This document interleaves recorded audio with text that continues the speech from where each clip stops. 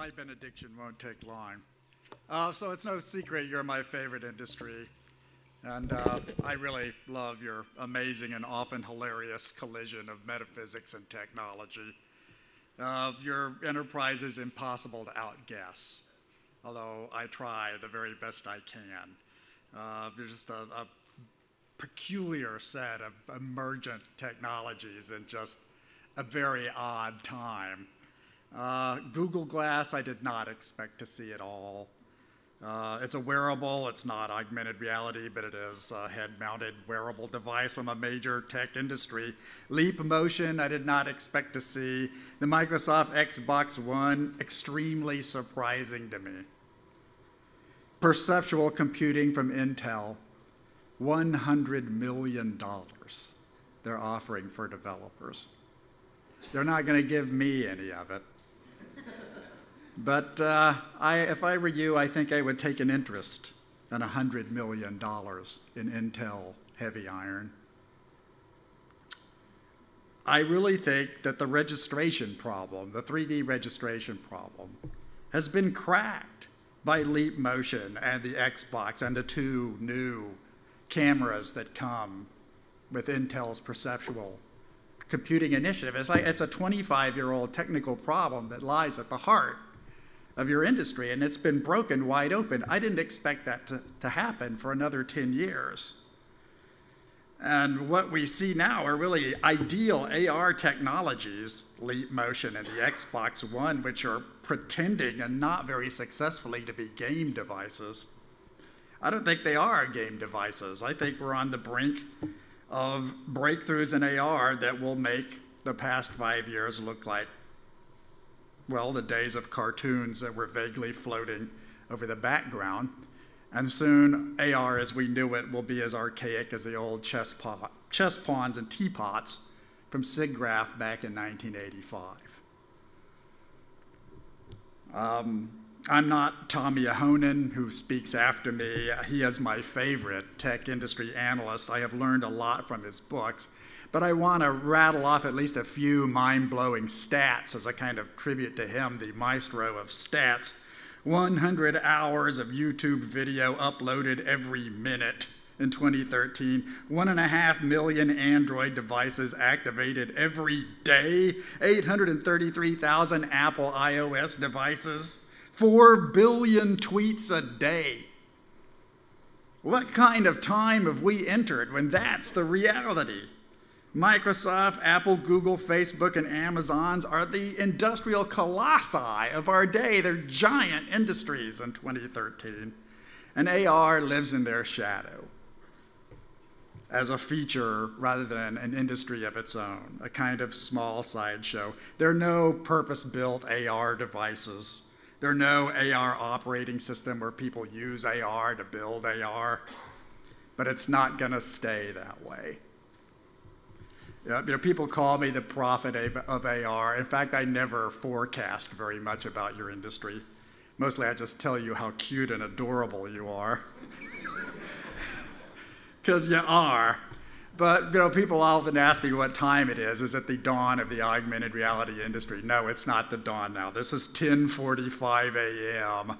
on what's turning out to be a hot and turbulent summer day. So let me just run through a few scenarios here. Your classic futurist quadrant, low, high, high, low, low, low, high, high. So let's just imagine future scenarios. Low-tech AR, which is what we've had for the past 5 years. High-tech AR, which is what's coming if the registration problem is cracked. Low commercial interest or massive, big industry commercial interest. What 4 possible worlds does that suggest? Well, there's low, which would be apps and artworks. And the players there would be Apple, Android, Samsung, Intel, Qualcomm, AR startups in a mobile space, trade show guys, universities, kiosks, R&D labs, game companies, artists. That's what it's been. That's the status quo. Apps and artworks. The downside, it's a small industry. It's a sideshow. It really is kind of artsy. Very much of the atelier, not the big time.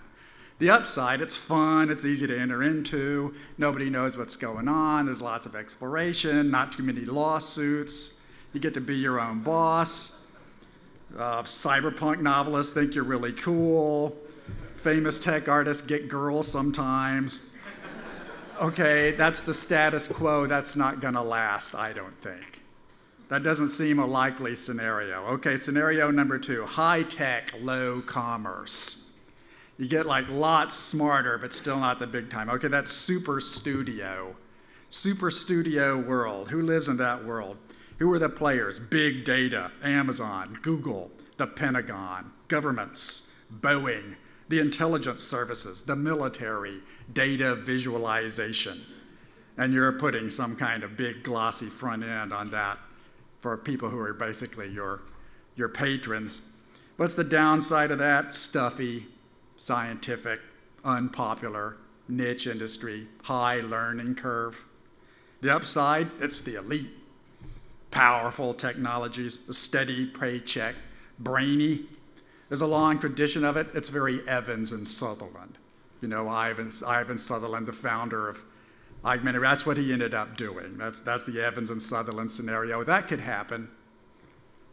That could happen. I mean, if you actually go into big iron, but you don't get a big audience. Scenario number 3, low tech but big business, ads and games. Ads and games, and the players are brands, Hollywood, television, what's left of it, Microsoft, Facebook, Yahoo, the games company, anything transmedia. What's the downside? Kind of a tough world to be in. It's show business. You're servants of the rich. What's the upside? It's colorful, it's fun, it is show business. Lots of development money around, big audiences, plenty of sticky eyeballs, big companies, your skills are fully appreciated. Public relations works for politics too. You might find politicians dropping by for a little AR campaigning. And it's a real industry, and some of you would be millionaires. Scenario number 4. High-tech, big money. High-tech, big money. What are the players there? Well, somebody with an augmented reality graphic user interface. Somebody with an augmented reality OS. The Internet of Things. Pioneering platforms that are not adopted from other people's technologies. Smart cities, industrial internet, machine-to-machine networks with AR front ends, the cloud, navigation, 3D robotics, shareable economies, new forms of finance, General Electric, Cisco, Huawei, Samsung, everybody. Everybody. What's the downside? That's really weird and hard to describe. That's a very strange world, an AR victory conditioned world. It's the post-AR world. Nobody would call that AR. It would be just how things were done. And the pioneers would mostly get kicked to the curb because you'd be replaced by your successors. That's the downside. The upside, it's your victory condition. That would be success. You'd get the National Medal of Technology. You'd be Vint Cerf. You'd be Ivan Sutherland. You'd get the Kyoto Prize. So what's going to happen? I don't know. It's sort of up to you and a little bit up to just the luck of the draw. I'd have to say the luck of the draw is working out for you people. I didn't expect technology to advance as quickly as it's doing. I'm stunned by what's happened in 2013 and keen to know what happens next. You're an industry which is beset with hype. You know, so it's easy to be too modest when you've been too hyped. Don't be ashamed to make history. Don't be too shy. Don't stick in your comfort zone. If you get great, it won't be because you did what you want. It'll be because you did what was needed. So thanks for your attention. Hope you learned something here. I always do.